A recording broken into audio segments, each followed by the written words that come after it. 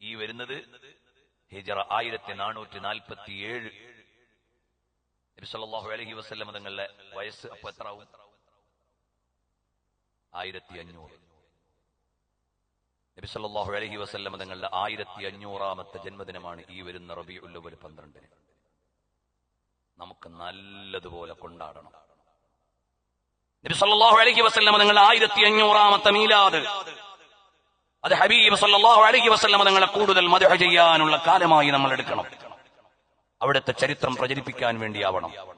അള്ളാഹുവിന്റെ തൗഫീഖ് കൊണ്ട് 10 വർഷം മുമ്പ് കൊല്ലം പള്ളിമുക്കിൽ Thwaiba centre for studies on prophet സല്ലല്ലാഹു അലൈഹി വസല്ലം, നബി സല്ലല്ലാഹു അലൈഹി വസല്ലം പഠിക്കാൻ വേണ്ടി മാത്രം ഒരു സ്ഥാപനം ഞങ്ങൾ ഉണ്ടാക്കിയിട്ടുണ്ട് കൊല്ലം ഖാദിസിയയ്ക്ക് കീഴിൽ.